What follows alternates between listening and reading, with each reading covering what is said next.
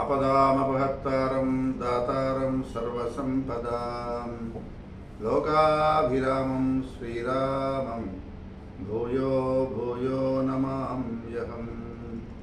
పలికటిది భాగవతమట పలికించడి వాడు రామభద్రుండట నే పలికిన భవహరమగనట పలికద పేరుండుగాద పలుకగనేలా.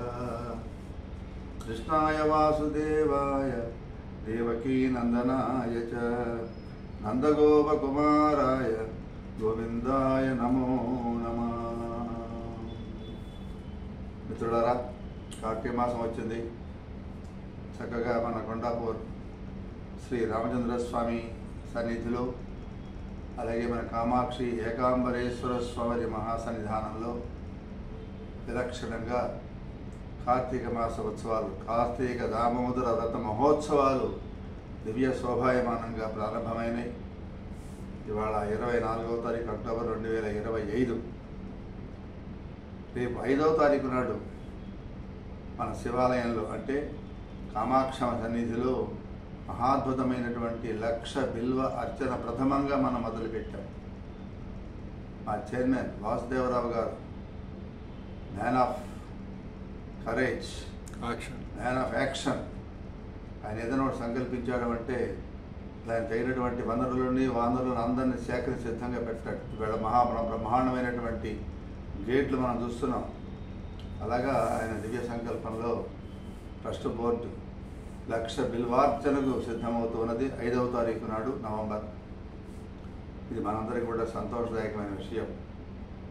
అనేకమైనటువంటి కార్యక్రమాలు ఈనాడు క్యాంపస్ డెవలప్మెంట్, మన యొక్క రామాలయం యొక్క క్యాంపస్ అంతా కూడా దివ్య శోభాయమానం అయిపోయింది.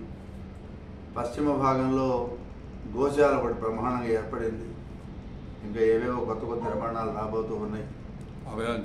అభయాంజనేయ స్వామి దేవస్థానం రాబోతున్నది. అట్లాగే నేను సూటిగా ఇంకా వ్యవహరించట్లేదు, కానీ ఈ దేవాలయం చక్కగా నిర్వహించబడాలి, మనం ఉన్నా లేకపోయినా సమర్థంగా ఆర్థికమైనటువంటి ఇబ్బందులు లేకుండా బాగా నిలబడగలగాలి అనే ఉద్దేశంతో మరికొన్ని తీర్మానాలను మేము చేస్తున్నాం. అవన్నీ అమల్లోకి వచ్చిన తర్వాత సురక్షితంగా 1000 సంవత్సరాల పాటు దేవస్థానాలు రెండు కూడా విరాజమానం అవుతాయి. అలా శక్తిని, సమయాన్ని, సామర్థ్యాన్ని అనుగ్రహించాలి అని శ్రీ రామచంద్రమూర్తి పాదాల చెంత తల వంచి శరణాగతుల వైపై మనం ఈ భాగవతంలోకి మనం వెళదాం. మిత్రులారా, మనం విన్నాం ఇంతకుముందు కృష్ణ పరమాత్మ భామాసహస్రాన్ని ఎలా అలరించాడు. 16,000 మంది కన్యలు, ఆయన భార్యలు, వీళ్ళంతా ఎక్కడ వాళ్ళు?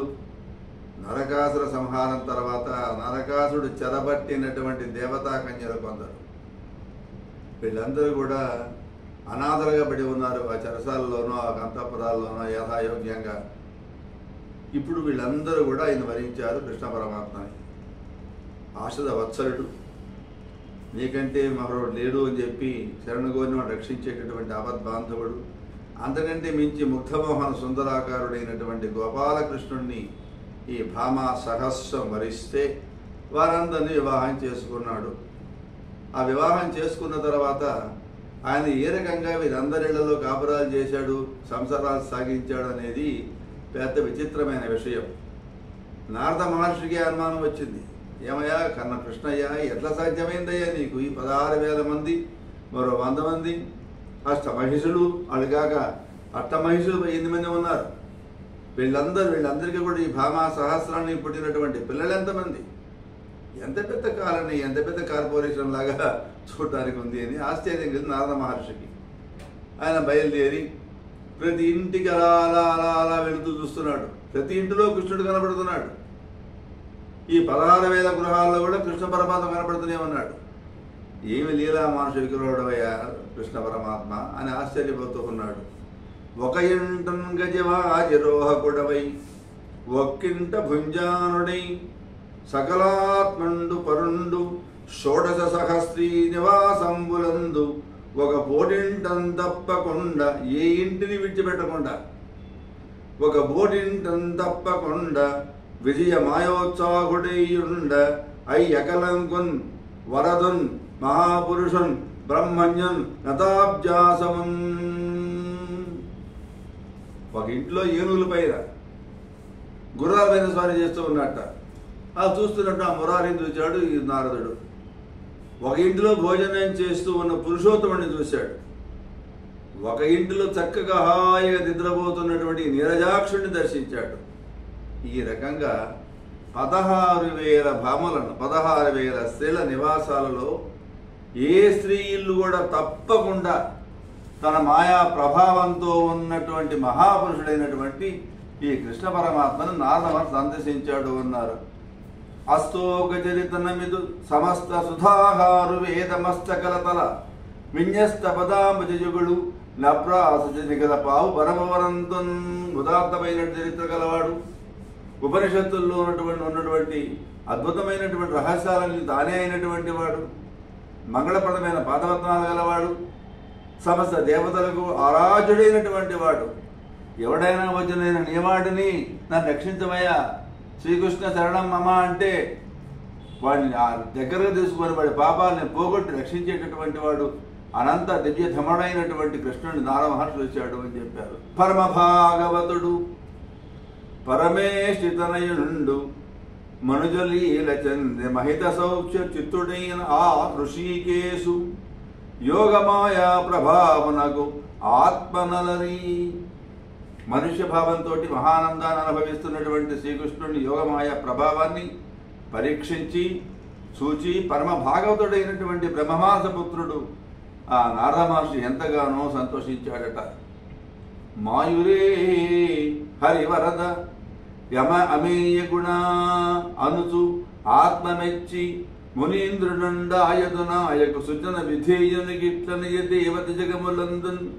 హాహాహా హరిహరి ఏమయ్యా నీ మాయా, ఓ సుప్రసన్నుడా, ఉన్నత గుణ సంపన్నుడా అని మెచ్చుకుంటూ నారద మహర్షి కృష్ణుడితో అంటున్నాడు. ఏమని అయ్యా, ఓ దేవా, ముల్లోకాల్లో బ్రహ్మేంద్రాది మా దేవతలు మహర్షులు కూడా నీ మయం తెలుసుకోలేరు. నీవు నీ భక్తి అనేటటువంటి అమృతంలో ఉండే తీయదనాన్ని రుజువు చూసినటువంటి పుణ్యాత్ములు మాత్రమే నీ తత్వాన్ని అర్థం చేసుకుంటారు. నీ మాయ తెలియవారలు ఏ తామరసన సురేంద్ర తాపసులైన వాళ్ళెంత తపస్సు చేసిన వాళ్ళైనప్పటికీ కూడా ధీమంతులు నీ భక్తి సుధామాధుర్యమున బదులు ధన్యులు దక్కన్. నీ ఎందు భక్తి కలవడం వాళ్ళే, ఆ భక్తి ఉన్నటువంటి వాళ్ళే నేను అర్థం చేసుకుంటారు తప్ప నీ పట్ల భక్తి లేనటువంటి వాళ్ళకి ఏమర్థం అవుతుంది అని మహాన్ని విశేషం అని మహర్షి నారద మహర్షి సంతోషంతో చెప్పి సరే నేను సెలవు తీసుకుంటాను అన్నాడు. అని సజ్జనులకు మేలు కలిగించేటటువంటిది ఆయన నీ నామ సంకీర్తనం సమస్త లోకాల్లో కూడా నేను ప్రకటించేస్తాను, అలా చెప్పుకుంటూ పోతాను అన్నాడు. అని చెప్పిన వాసుదేవుడి ఆ వాగ్ అమృతధారలో మునిగిపోయి సంతుష్టాంతరంగుడై నారద మహర్షి తన మనస్సుని మాధవుని మంగళమయమైన స్వరూపాన్ని నిలుపుకొని మనసులో ధరించి ఆయన బయలుదేరాడు అన్నాడు. ఇట్లా లోకాలకు మేలు కలిగించాలనేటటువంటి మనస్సుతోటి ఆ శ్రీకృష్ణుడు మానవాకారాన్ని ధరిస్తే ఆ సుందరాంగులందరినీ కూడా అనేక రూపాలతో అందరికీ శ్రీహరి అంతరాత్మ అని అన్నమాచార్య వారు అంటారు. అందరికీ శ్రీహరి అంతరాత్మ. ఈ 16,000 మంది మనస్సులో ఉన్నవాడు ఒకడే, కానీ అనేక రూపాలు తానే ధరించి అన్ని ఇళ్లలో కూడా తానే యజమానిగా ఉండి రకరకాల వినోదాలతో రకరకాల విలాసాలతో దేదీప్యమానంగా వెలిగిపోతూ ఉన్నాడు కృష్ణుడు అని.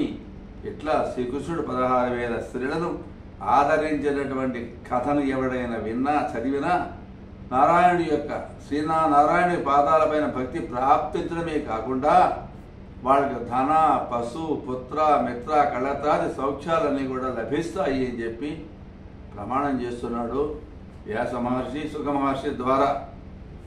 ఆ మాట చెప్పింది సుఖయోగి పరీక్షతో అంటున్నాడు కదా. పరీక్ష మహారాజు తోటి పద్మాప్తుడైనటువంటి సూర్యుడి రాకను పద్మనీలతకు ముందుగా తెలుపుతున్నవేమో అన్నట్లుగా రాజహంసలు, సారస పక్షులు, చక్రవాకాలు చేస్తున్న కలధ్వనులు, మధురాలైనటువంటి మంగళపాఠకుల సంగీత నాదాలను, మనోహరమైనటువంటి మృదంగ వేణు వీణ గాన రవాలను ఆలకిస్తూ తెల్లవారుతూ ఉండగానే శ్రీకృష్ణ భగవానుడు నిద్ర లేచాడట. పరబ్రహ్మ స్వరూపమైనటువంటి తన్ను తానే ధ్యానించుకుంటూ చిన్నగా అలా కళ్ళు తెరిచి పక్క దిగాడు. ఆయన కన్నును తెరిచేవాడికల్లా పగవారి కలవలు ముకుళించాయట, దురితాంధకారాలు దూరమైనాయట. మలయ కర్పూరమహిత వాసితకేమ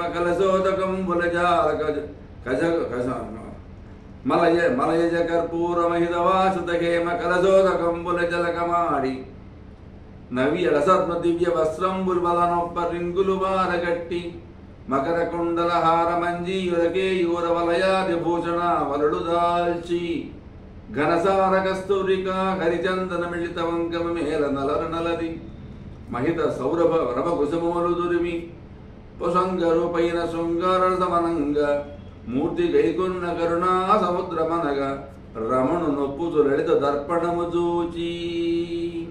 పోతన్న గారు అంటాడు, ఆ నందనందనుడు చందన కర్పూరాల పరిమళాలతో ఘుమఘుమలాడేటటువంటి అద్భుతమైనటువంటి కలశ జలాలతో స్నానం చేశాడట. చక్కగా మృదువైనటువంటి మంచి వస్త్రాలు ధరించాడు. మకర కుండలహారకే యువరాది భూషణాలను అలంకరించుకున్నాడు. పచ్చ కర్పూరం, కస్తూరి, మంచి గంధం కలిపినటువంటి కాస్మెటిక్స్ అంటే ఏముంటుందని మనం పౌడర్లా అంటామే, ఫెయిర్ అండ్ లవ్లీ లాగా అలాంటి మైపూతను స్వీకరించాట. సువాసన వెదల్ని కుసుమాయులు కైచేసి రూపం దాచిన శృంగార రసవీరుడా అన్నట్టుగా కనిపిస్తూ ఉన్నాడట.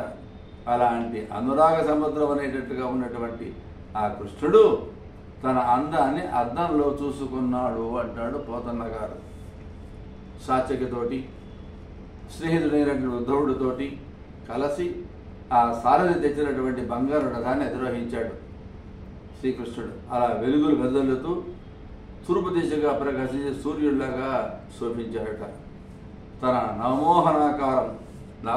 నవనవమోహనాకారం అంతఃపుర స్త్రీల కళ్ళకు ఆనందాన్ని అందిస్తూ ఉంటే అందాలు చిందేటట్టు తన ముఖచంద్రుడి యొక్క వెన్నెల వెలుగులు ప్రజల నేత్ర చకోరాలు నేత్రోత్సవం చేస్తూ ఉంటే తాను అలంకరించుకున్నటువంటి మణిమయాలైనటువంటి ఆభరణాల కాంతులు నలుదిక్కులా ప్రసరిస్తూ ఉంటే మెల్లగా వచ్చి రథం దిగి అలా కురిశాద రేఖలతో శుభంకరాలైన తన పాదముద్రలు భూమిని అలంకరిస్తూ ఉంటే ఉద్ధవుడు చేయి ఇచ్చాట, కృష్ణ దిగునైనా రథం అని చెప్పి. ఆ ఊతగా గ్రహించి ఆయన చేతిని గంభీరంగా నడుస్తూ మహాసభా మధ్యమందున్న మణిమయ సింహాసనం మీద ఆసీనుడైనాడు కృష్ణ పరమాత్మ అన్నారు. ఆ శ్రీకృష్ణుడు మహావైభవంతో తన శరీర కథను నలుపక్కల ప్రసరిస్తూ ఉంటే హితులు, పురోహితులు, రాజులు, మిత్రులు, చుట్టాలు, పెద్దలు, కుమారులు, స్తుతిపాఠకులు, కవులు, మంత్రులు, సేవకులు అందరూ తను సేవిస్తూ ఉంటే నక్షత్రాల మధ్య విరాజమానమైనటువంటి చంద్రుడిలా ప్రకాశించాడట ఆయన. ఆ రకంగా శ్రీకృష్ణ పరమాత్మ ప్రజల్ని పరిపాలన చేస్తూ చక్కగా తన రాజై చక్రవర్తి, విద్య వివేక విజ్ఞాన చతురుడై ఆత్మీయులతో చక్కగా అభిభాషణం చేస్తూ ఆనందంగా రాజ్యభారాన్ని వహించాడు. ఈ రకంగా తన నిత్య కార్యక్రమాన్ని కొనసాగిస్తూ ఉంటే ఒక రోజున కొత్తవాడేదో బ్రాహ్మణుడు వచ్చాడట. సభామధ్యంలో కొలువు తీరి ఉన్నటువంటి కృష్ణ పరమాత్మ దర్శనం చేసి నమస్కారం చేసి వినయంతో విన్నవిస్తూ ఉన్నాడు. ఏమని? తర్వాత జయ శ్రీరామ్, నీ పాదగమన సేవయు నీ పాదార్చకులతోడి నెయ్యమును నితాంతాపారభూత దయ్యును తాపసమందార మాకు దేశేయగదే. జై శ్రీరామ్.